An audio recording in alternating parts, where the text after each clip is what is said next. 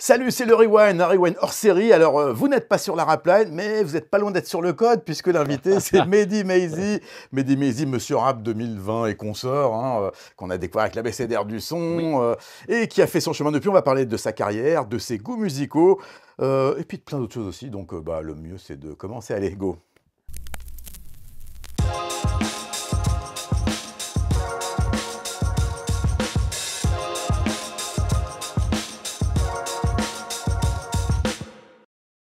Alors Mehdi, pour commencer, je t'avais demandé un petit choix. Alors c'est un petit peu la règle dans les Rewind, on demande aux invités leurs 5 albums préférés, cultes, importants. Alors on va commencer par le commencement. Le premier, je sais pas si c'est le premier pour toi, en tout cas je sais que c'est un album très important, c'est Les Sages Poètes de la Rue. C'est pas le premier, c'est le deuxième. Le deuxième album. Après, Qu'est-ce qui fait marcher les sages, Jusqu'à l'amour. Alors le premier, il y avait Jimmy J, celui-là, ils sont tout seuls, c'est eux qui produisent. Qu'est-ce qui t'attire, qu'est-ce qui te plaît dans cet album? C'est éclectique. Déjà, ça sort en 98, qui est la plus belle année pour moi de l'humanité. Tout était bien, on était heureux en 98, on gagne la Coupe du Monde. Non, et puis même, c'est il y avait le franc encore. Le franc, c'était plus simple, le plein d'emploi. Bref, mais non, c'était aussi, pour moi en tout cas, ça accompagne, même si cet album-là n'a pas tant marché que ça, en réalité. Le troisième a mieux marché après l'orage des Sages Pots, mais en tout cas, c'est une époque, tu sais, où le rap français commence à être mainstream, Skyrock est arrivé, et donc c'est le moment où il y a plein de très bons albums qui commencent à cartonner. Et moi, j'ai 11 ans à cette époque-là, donc c'est là où vraiment je commence à comprendre le rap, avec Arsenic, avec le Supreme NTM, avec l'École du micro d'argent qui est sorti un an avant. C'est vraiment une période où... en fait, la musique cool qu'on écoute dans les cours de récréation, c'est le rap. Et moi, à cette époque-là, je suis en 6e, je crois. Donc, c'est vraiment une époque où je découvre plein de choses. Je découvre le foot, je commence à m'intéresser au cinéma et je commence vraiment à découvrir le rap, même si je vais devenir vraiment amateur de rap plus tard. En réalité, à 11 ans, j'en écoute, mais je digue pas encore, quoi. Et en fait, cet album-là, finalement, je l'ai vraiment découvert, vraiment écouté quelques années plus tard, quand je commence vraiment à être passionné de rap français, donc on va dire début des années 2000, et que j'écoute le morceau Casse Départ de Danny Dan, donc tu vois, je crois que c'est du 2002, 2003, je sais plus, pas dire de bêtises, et en fait, je prends une claque sur le rappeur, et donc là, à ce moment-là, je veux tout écouter, tout redécouvrir, et donc je découvre cet album-là, Jusqu'à l'amour, et je trouve ça extraordinaire, parce qu'en fait, j'ai l'impression, tu sais, pardon pour la comparaison un peu grossière, mais je pense qu'ils m'en voudront pas, mais de voir un peu Tribe Called Quest en français. C'est réducteur de dire ça, mais c'est clairement une de leurs influences. Ils l'ont déjà dit, c'est le groupe préféré. S'ils disent qu'ils l'ont pas écouté, c'est eux les menteurs. Non, bien sûr, mais je veux dire, je veux pas que les gens qui connaissent pas cet album-là, chez les plus jeunes, il faut pas qu'ils croient que c'est un plagiat de Tribe Called Quest, mais c'est clairement influencé par la Native Tongue. Et puis, j'adore Zoxy, j'aime beaucoup Mélo Philo, mais moi, je suis épaté par... Danny.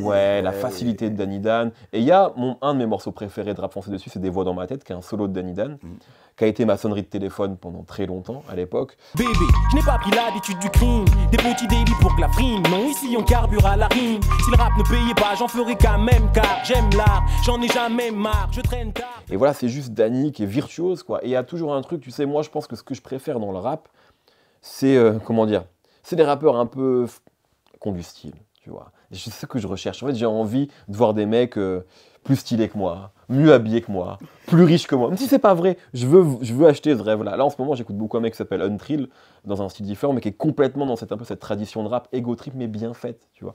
Donc voilà, et puis les productions... je rate pour les Mino, qui était un petit peu électro aussi. Tout à fait, c'est un truc que j'aimais le moins avant. Maintenant, je l'aime bien, mais je l'aimais pas trop à l'époque, parce que pour moi, il tranchait. C'était assez risqué à l'époque. Tout à fait. Et j'aime beaucoup la cover, qui est très simple, mais je la trouve très belle. Juste les 3 visages, comme ça. Je m'étais fait une casquette à l'époque, customisée de la cover, pour te dire à quel point cet album était important pour moi. Avec des morceaux très pré-MeToo, Crève la meuf, Chat de casseur. Oui, c'est une autre époque. Ça fait partie. Tout n'était pas parfait en 98. Le premier choix de Mehdi Maizi, Les Sages Poètes de la Rue, alias Les Sages Pots, c'est Jusqu'à l'amour.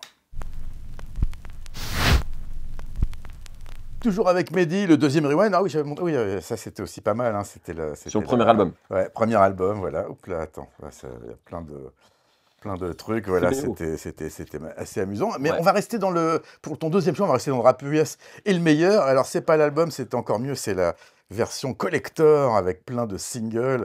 c'est Ready to Die. Bon, là, si vous connaissez pas ça, bah, rentrez, éteignez votre Allez télé. je sais l'écouter pas, en fait, Aussi, immédiatement. oui, Oui, possible. c'est bien déjà.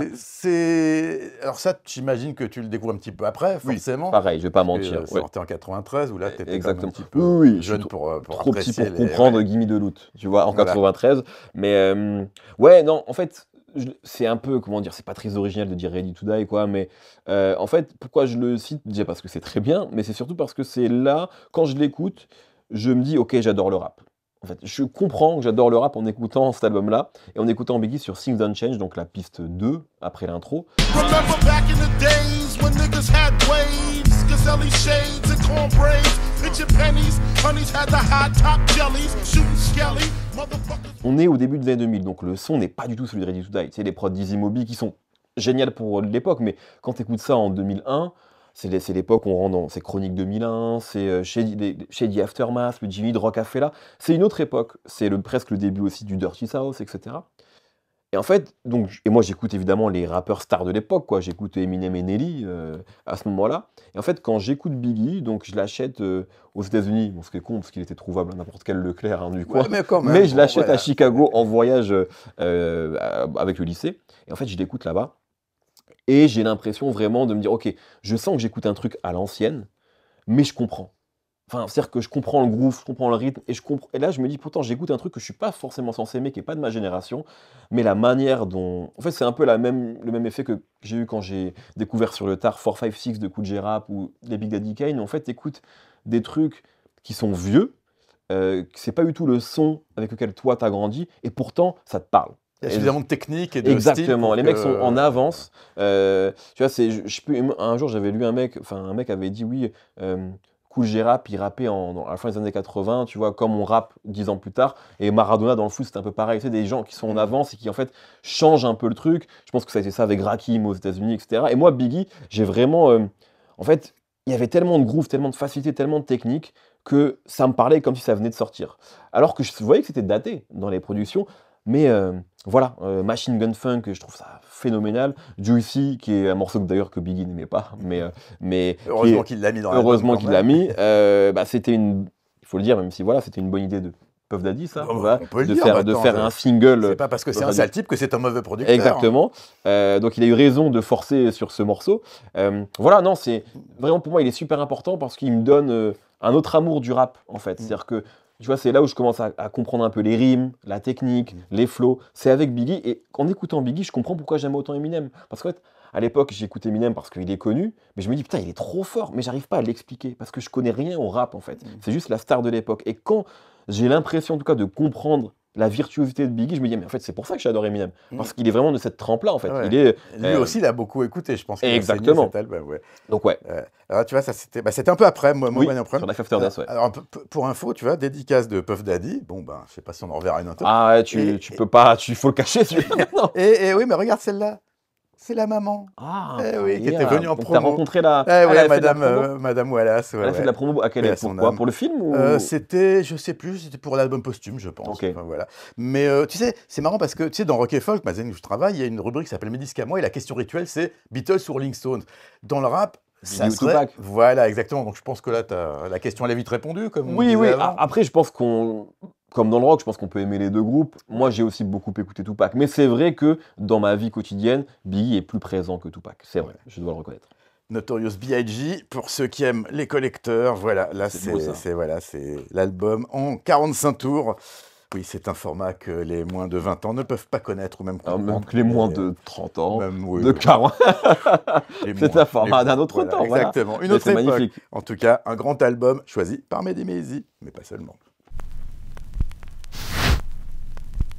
Toujours avec Mehdi Maizi, toujours pour le top 5. Alors, je t'avais demandé 5 albums, je t'ai dit 2 de rap, ça suffit. Alors, le C'est pas troisième, du rap. c'est pas du rap, même s'il est dans cette galaxie. Alors, c'est pas Blonde, là, c'est Blond, hein, bon, parce que c'est un espèce de bootleg, voilà. Mais pourquoi Frank Ocean, qui d'ailleurs, alors c'est marrant parce que Frank Ocean, bon, évidemment, il y a sa musique, mais c'est aussi c'est un de ceux qui, avant Kanye, a un petit peu ouvert le rap à un truc un peu plus métrosexuel. Oui, Il y a oui, eu oui. des questions sur sa sexualité. Oui. Bon, pareil, on s'en fout, mais c'était... Tout à fait. Non, mais c'est vrai que ça dans nous ce amène à... milieu-là, Voilà, c'est assez rare pour le souligner. c'était avant Et- Lil Nas X, disons. Exactement, exactement. Et puis de manière moins, comment dire, ostentatoire que Lil Nas X, qui en a fait des clips et des choses même un peu provocantes. Ah oui, Frank, le ouais, clip sous la douche, oui. exactement. Ouais. Frank Ocean, c'était juste une information quelque Ouais, part sur sa sexualité, mais dans un milieu effectivement où c'était assez rare. Il y a ce morceau de Chanel qui sort après Blonde, justement, qui est mon morceau préféré de Frank Ocean, un de mes morceaux préférés dans la vie, où il dit My boy pretty like a girl. My guy pretty like a girl, and he got 5 stories to tell. I see both sides like Chanel, see on both sides like Chanel. Donc en fait, il assume vraiment, mais de manière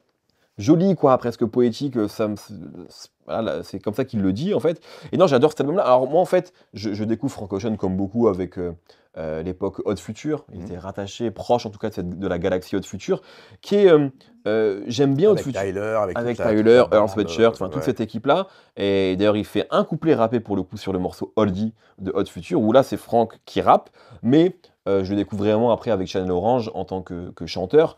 Et tu sais, il y a deux époques. Je pense qu'il arrive effectivement en étant un peu catalogué chanteur R&B parce qu'il est dans ce milieu-là, et que Channel Orange est quand même assez R&B à bien des égards.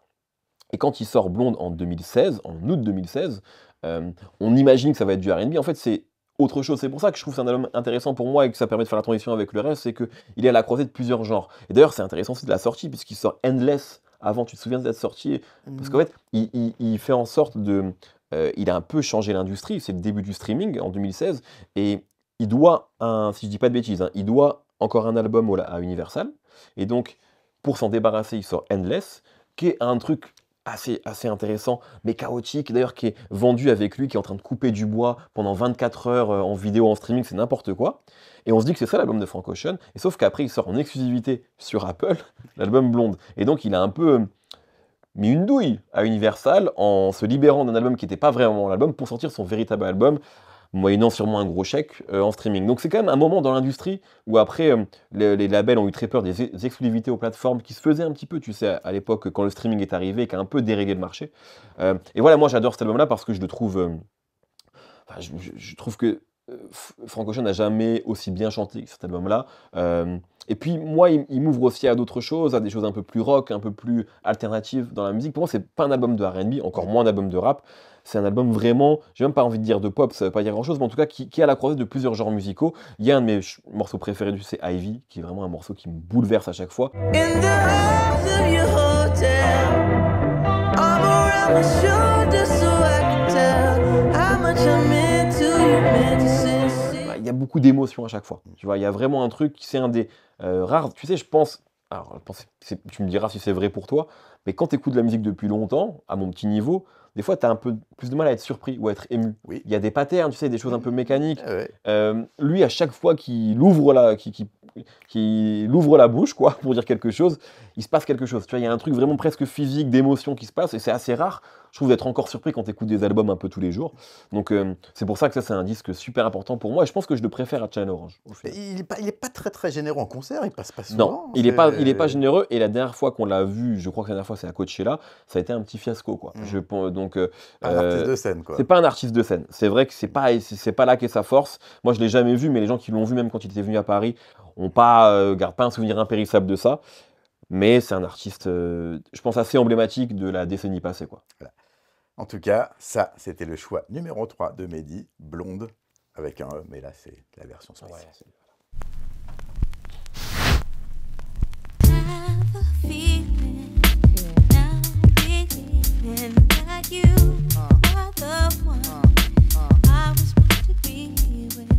Mehdi Maizy, Once Again, choix numéro 4 avec... Alors la couve est un peu austère, mais voilà, ça c'est Janet, J-A-N-E-T, Velvet Rope, cette fameuse corde de velours, celle qui sépare le vulgum pecus de l'entrée du Nirvana ou du Walhalla, les clubs, voilà. Qu'est-ce qui fait que cet album t'a à ce point marqué? J'imagine que la présence de Q-Tip est aussi un petit peu pour quelque chose. Évidemment, mais Got ça... Till It's Gone avec ce sample de Yellow Taxi. Extraordinaire Johnny morceau. Mitchell. C'est un des... Tu vois, il y a des morceaux qui font du bien. Ce morceau, il me fait du bien. J'aime tellement ce morceau. Et c'est ce morceau qui m'a fait aimer d'ailleurs le morceau High de Kendrick Lamar, tu sais, qui sort sur To Pimp a Butterfly. À la première écoute, je l'aime pas du tout. En fait, quand je vois le clip de High, je repense au clip que j'avais pas vu depuis des années de Got Till It's Gone. Donc je comprends la référence et donc j'adore High de Kendrick Lamar. En fait, que j'ai pas aimé au début comme premier single. D'ailleurs, je me rends compte qu'il y a un peu finalement sur les 3 des albums dont on a parlé, il y a un point commun sur les covers. Finalement, la cover de Velvet Rope, elle n'est pas si éloignée que ça de celle de Blonde, et elle n'est pas si éloignée que celle de Jusqu'à l'amour, où c'est vraiment des visages en plan rapproché, et j'aime bien les covers simples comme ça. Alors, quand c'est super travaillé, comme celle de Dangerous de Michael Jackson, évidemment, c'est iconique, mais c'est vrai que juste une belle photo, un bel instantané, j'aime bien et ça m'attire. Je peux acheter, enfin maintenant j'achète plus trop d'albums, de disques, je suis désolé, mais en tout cas à l'époque ça pouvait juste m'attirer, tu sais, juste une belle, un bel album comme ça. Et 2 choses pourquoi cet album-là, c'est que déjà quand ça sort en 97, si je ne dis pas de bêtises, donc je suis un gamin et j'ai souvenir que ça tourne partout, donc c'est vraiment un album que ma mère avait à la maison, un album de mon enfance, donc j'ai beaucoup écouté malgré moi, même si c'était pas désagréable, mais voilà, il passait tout le temps. Et puis aussi parce que, ça m'en suis rendu compte tard, c'est que la discographie de Janet Jackson, elle est impressionnante en fait. C'est-à-dire que moi j'ai grandi, comme beaucoup, mais dans le culte de Michael Jackson, c'est-à-dire que c'est le roi de la pop, la plus grande star, le plus grand artiste, c'est comme ça qu'on a été élevé quoi, avec cette croyance-là. J'ai eu la chance de le voir au Parc des Princes à l'époque, donc il y avait vraiment ce truc-là, pour moi c'était un Graal de le voir, et donc Janet Jackson, pour moi, c'est honteux ce que je veux dire, mais c'était sa sœur quoi. Ouais. C'était, ouais ok, elle est sur Scream, enfin, je connaissais pas, tu vois, quand j'étais petit, et c'est après que j'ai fait mes devoirs, et que j'ai réécouté les premiers albums, ceux des années 80, Control, etc., et que j'ai découvert une artiste, enfin, si son frère n'était pas Michael Jackson, je pense qu'on en parlerait différemment, parce qu'elle est super importante et essentielle en fait dans cette musique-là, et donc j'ai découvert super tard, donc aujourd'hui, sans vouloir faire de comparaison hasardeuse, mais je pense que j'écoute plus Janet Jackson que Michael, peut-être parce que j'ai trop écouté Michael Jackson dans ma vie, et que du coup, il y a encore peut-être presque un aspect découverte avec Janet, parce que je l'ai moins écouté, mais voilà, et j'adore cet album-là, qui est un album assez parfait pour moi, quoi. Ce qu'il faut dire pour Janet, c'est que c'est marrant parce que ça a démarré très mal, parce qu'au début, elle a été mariée très jeune à Elle de Barge, du groupe de Barge, et un premier album qui était du R&B transparent, sans aucune saveur. Et après, c'est elle, la première, qui va chercher Jamie Lewis, qui sont les musiciens de Time, le groupe ennemi de Prince dans Purple Rain, et que d'ailleurs Michael va reprendre, comme tu sais, par la suite. Absolument. Sur History. Et donc, ouais, Janet, j'imagine que tu étais au concert parisien. J'ai pas pu y aller, il paraît que c'était super bien en plus, il paraît que c'était génial. Écoute, ça démarrait moyen parce que la première partie, c'était découpé en tableau, c'était genre d'une espèce d'Eurodance à fond la caisse, enregistré avec que des bandes. Et après, on a vu qu'il y avait les musiciens, elle a chanté les vieux tubes. Je crois qu'elle a chanté 40 morceaux, donc c'est à l'américaine, tu sais, les petits bouts, les extraits. Ouais. Mais effectivement, c'était quand même pas mal. Okay. Même si, pour être très honnête, je pense que c'était le rodage de sa résidence à Las Vegas qui devrait commencer assez bientôt. En tout cas, Janet Jackson, Velvet Rope. Est-ce que c'est le meilleur album? Je ne sais pas. C'est en tout cas le préféré de Mehdi. Mais franchement, si vous ne le connaissez pas, découvrez-le. Oui, bien sûr. Toujours avec Mehdi, back in the 70s, à une époque que les moins de 20 ans auraient eu du mal à connaître, et même Mehdi, puisqu'il l'a découvert forcément sur le tard. Donc là, on est dans le classique de la soul des années 70. Hein. C'est quand même, voilà. Est-ce que des gens te l'ont déjà dit dans cette émission ou pas? Bah écoute, pas tant que ça finalement, ça non. Mais tu vois, voilà. Alors bon, ça, cet album, hein, I Wish, de plein de que des classiques. Ouais, que dire qui n'a pas déjà été dit, mais c'est... Rien d'inédit, comme dirait l'autre. Exactement. Il y avait ce petit livret qui allait avec toutes les paroles. Il y avait 45 tours dedans. C'était la grande époque du vinyle. Double album, c'était pas si courant que ça à l'époque. Exactement. Tu l'as découvert à quel âge? En fait, il y a 2 découvertes, je pense. Il y a grandir avec des morceaux de cet album-là, que tu connais. Il y a Coolio. As I walk through the valley of the shadow of death, I take a look at my life and realize there's nothing left, 'cause I've been blasting and laughing so long that... Tu vois, qui sent. Enfin, donc, je pense que moi, quand je suis petit, je me demande si Coolio n'est pas finalement.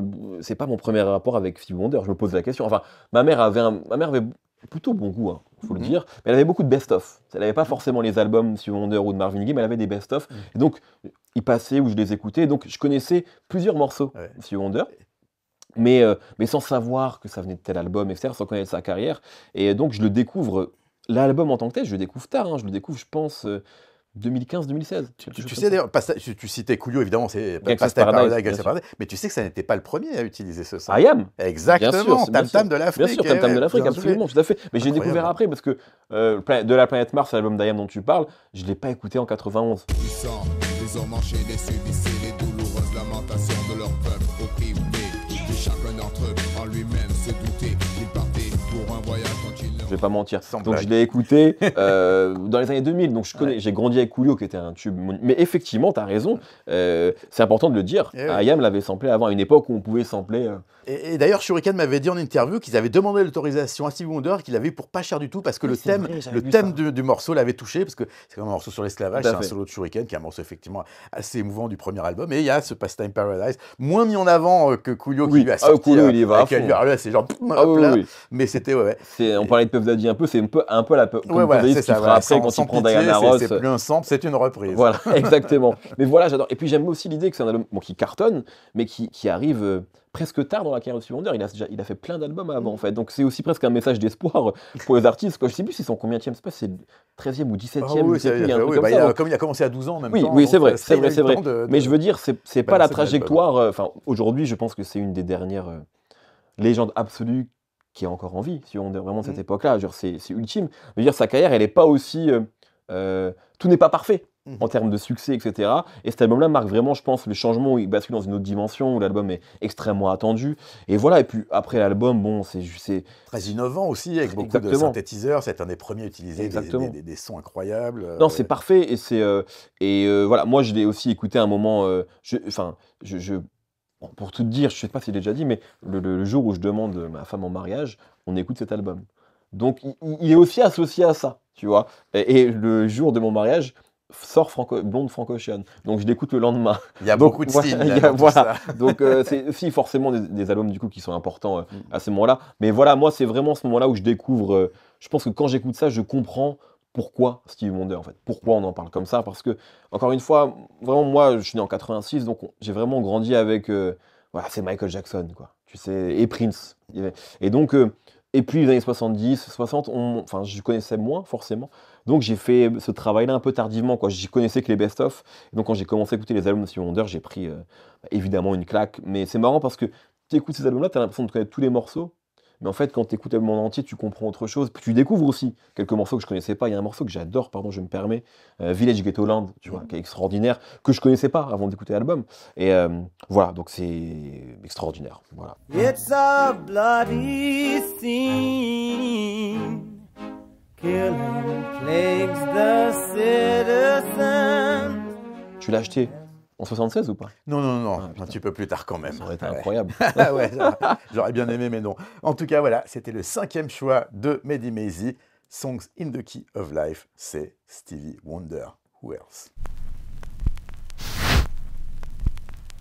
Alors, on a vu tes 5 albums, on va quand même passer encore un petit peu de temps ensemble. En ce moment, c'est toujours le code pour toi, Oui. toutes les semaines. Ouais. Alors moi, ce qui m'amuse, c'est qu'évidemment, tu as aujourd'hui le rôle dans le rap un petit peu, à une époque qui n'a plus rien à voir, celui que je pouvais avoir il y a une trentaine d'années, à l'époque de Rapline et de l'affiche. Mais la question, moi, que je me pose, c'est, parce que là, récemment, j'ai regardé l'intégralité de ton interview de SCH, qui était très bien, mais ça m'a amené une question.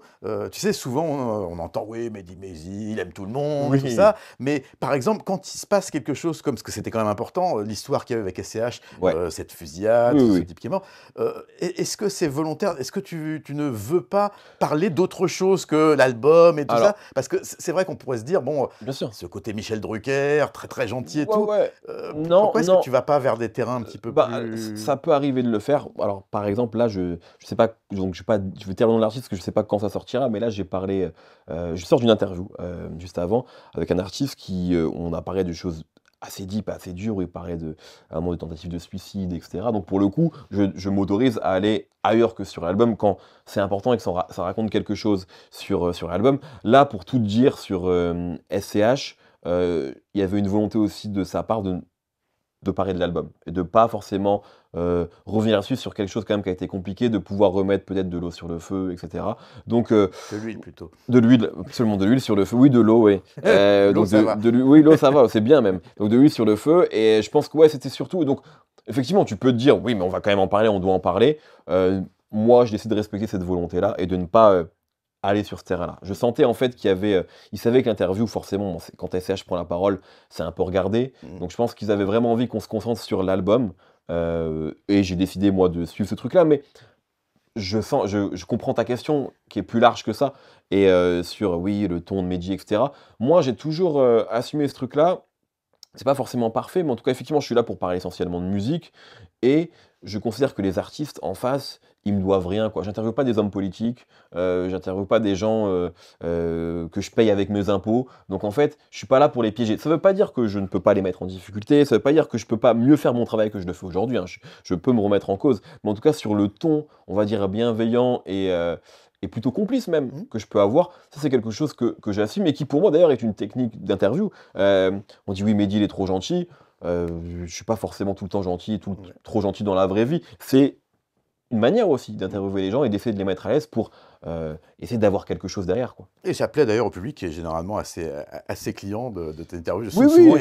quand on lit les coms, généralement, c'est plutôt genre ah, super interview, c'était vachement bien et tout. Oui, oui, il y a aussi parfois des commentaires négatifs, hein, ils Oui, existent, évidemment. mais bon, c'est un peu inévitable. Surtout si je pense inévitable, et tu connais ça mieux que moi, mais quand tu es là depuis un certain temps, mine de rien, ça fait quelques années, donc forcément, au bout d'un moment, quand tu es nouveau, tu es le nouveau jouet à la mode, comme le disait Koblak en interview, donc voilà, et puis quand tu es là depuis longtemps, on commence à en avoir un peu marre de ta gueule, ou on connaît ton style d'interview, c'est vrai qu'il y a des patterns dans mes interviews, donc voilà, mais c'est le jeu. Alors, ce qui est aussi intéressant, tu vois, pour parler de Fred Musa, qui est là depuis très Oui. longtemps, qui fait Planète Rap depuis plusieurs décennies, on peut le Ouais, dire. c'est vrai. J'en ai parlé avec lui, et en interview, il le disait aussi. Il dit, moi, ce que je fais, c'est un boulot. Je suis pas forcément client de de tous les invités que je reçois, mais voilà, c'est une émission qui est un peu promotionnelle, Bien une sûr. vitrine et tout. Mais est-ce que toi, à une époque où le rap est quand même de plus en plus divers, varié, et aussi avec un côté un peu camping, pour dire un peu les mots qui fâchent, pour certains artistes, évidemment, on ne donnera pas de nom, est-ce que toi, tu arrives à apprécier tous les artistes que tu reçois? Est-ce que tu les choisis ou est-ce qu'il y a des fois où tu dis, bon, c'est l'actu, c'est le mec dont on parle, il faut que j'y sois, mais je suis pas forcément... Non, en fait, non, je suis pas fan de tous les gens que je reçois. Franchement, tu l'as dit, une interview par semaine. Donc, plus d'autres formats que je peux faire à côté, je crois que je fais un truc du style presque 60 interviews par an. Est-ce que je suis fan des 60 artistes que je reçois? Franchement, non. Ce serait un mensonge que de te dire ça. Par contre, quand je reçois quelqu'un, c'est que je me dis qu'il y a un truc à raconter. Que je sois fan ou pas. Des fois, je me trompe pas. Des fois, il n'y a pas grand-chose à raconter, ou alors c'est moi qui n'ai pas bien fait mon travail et j'arrive pas à obtenir ce que j'aurais aimé obtenir. Et puis des fois, tu as raison, des fois, c'est l'actu et tu dis, bon, ce serait bien qu'on l'ait. Tu vois, il y a des artistes comme ça, c'est le gros album du moment où il se passe quelque chose. Et effectivement, si l'artiste a envie de venir, on se dit c'est très dommage de passer à côté parce que ça fait du bien. Je pense que ça, je me disais beaucoup ça au début. Quand tu lances une émission, tu sais, que ce soit Rap Jeu ou Le Code au début, tu as envie d'insérer le programme, donc il faut qu'on ait les gens qui comptent, entre guillemets, pour au moins faire évoluer le programme. Aujourd'hui, je me permets quand même beaucoup plus de coups de cœur, parfois d'artistes qu'on peut qualifier de niche, mais qui sont importants. Par exemple, moi, j'ai très envie l'année prochaine qu'on fasse Jeune LC en interview, qui est un rappeur si on parle de chiffres, qui n'a pas beaucoup d'auditeurs, mais c'est pas grave, parce que moi, je l'écoute et je le suis depuis longtemps, comme quand je fais Samir Hamad ou Lovni. Donc voilà, mais je pense que c'est un peu un assemblage de tout ça. Mais non, je suis pas fan de tout le monde. Mais par contre, j'ai la chance de pouvoir recevoir les gens dont je suis fan et de pouvoir choisir que quand je reçois des gens dont je suis pas fan, personne ne me l'impose. C'est vraiment moi qui me dis éditorialement, là, ce serait cool qu'on reçoive cette personne. Alors, un qui a fait beaucoup grincer des dents, hein, c'était Serran. Oui. Là, t'as eu du com, là. Ouais, ouais, Tu beaucoup. regrettes ce genre de truc ou enfin, je disais, moi, personnellement, c'est vrai que je n'accroche pas du tout à ce genre de musique, mais toi, qu'est-ce qui Non, mais, t'intéressait en fait, dans cette rencontre c'était, étrange? en fait, pour moi, elle n'était pas si étrange que ça. Pour moi, effectivement, là où je suis comme toi, hein, moi, et je lui avais même dit d'ailleurs, moi, j'écoute pas Serran. Tu vois, cette scène-là, c'est pas une scène dont je suis. Enfin, j'écoute pas. Il y a des morceaux que j'ai pu écouter d'ailleurs, mais c'est pas une scène dans laquelle je me sens spécialement proche. Puis c'est normal, c'est pas la même génération. Tu vois, c'est comme quand Young Thug il disait, j'écoute pas Jay-Z. Tu vois, il y a un truc de problème de générationnel. Ben moi, c'est de plus en plus compliqué pour moi à 38 ans d'écouter des gens qui en ont 20. Enfin, c'est assez logique, je pense, même s'il y a des gens de 20 ans qui vont me mettre des claques, hein, ça arrive encore. Donc voilà, il y a un peu ce décalage-là, mais par contre, Serran, ça a été à un moment un des visages de ce qu'on appelle la plug, tu vois. Et je me souviens qu'en 2020, on en parle beaucoup. Serran, un peu moins quand je l'interviewe début 2023, c'est vrai, mais il représente quelque chose. Donc je me dis, et moi j'ai toujours voulu faire ça, voulu aller à la rencontre des scènes, tu vois, qu'elles soient mainstream ou plus alternatives ou populaires ou pas. Donc pour moi, c'était cohérent en fait. Donc à aucun moment, franchement, j'ai soupçonné que ça créerait ces discussions-là, ces débats-là, que je peux comprendre quand... bon, après, il y a eu des choses qui me semblaient injustes, mais que ça crée une discussion à un moment où on parle, tu sais, de gentrification du rap, etc. Le débat, il n'est pas illégitime. Mais moi, j'allais interviewer un artiste qui représentait une scène d'un point de vue esthétique. Et moi, pour moi, ça me semblait intéressant de raconter cette histoire-là. Donc, d'un point de vue éditorial, j'ai pas de regret. Après, on peut se poser la question de est-ce que j'aurais dû le faire, est-ce que j'aurais pas pu le faire, est-ce que j'ai fait des erreurs dans ma carrière? Probablement, enfin, ça arrive, quoi. Mais je considère pas que ça en soit une. Alors, allez, soyons cash. Est-ce que tu pourrais me donner un nom d'artiste où tu t'es dit, tu parlais de l'âge, du fait que tu avais 38 ans, où tu t'es dit, ah putain, là, c'est plus de mon âge, c'est pas possible. Pour telle ou telle raison, d'ailleurs. Ouais, franchement, un truc récent que j'ai écouté. Bah, en fait, il y a des trucs, tu vois, que je comprends, mais que je peux pas écouter, où j'ai plus de mal. Au début, je veux pas te dire un mauvais artiste, parce que maintenant, lui, je le trouve, j'ai compris, donc ce serait un peu beauté en touche que de te répondre. Parce que j'allais te parler de Winter the Cook, que je comprenais pas du tout au début, et que maintenant je comprends. Je veux pas dire que je l'écoute, mais en tout cas, dans l'écriture, il y a un truc que j'aime bien. Donc, quelqu'un vraiment où je me dis c'est pas de mon âge, c'est compliqué parce que j'ai pas envie de lâcher le steak, donc j'ai pas envie de me dire c'est pas de mon âge. Mais non, mais en réalité,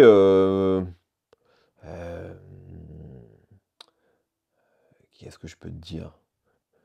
Purée, c'est dur, hein. Ah ouais, hein. Parce qu'en fait, comme j'écoute tout, je dois avoir quand même cette espèce de travail et de curiosité là. Mais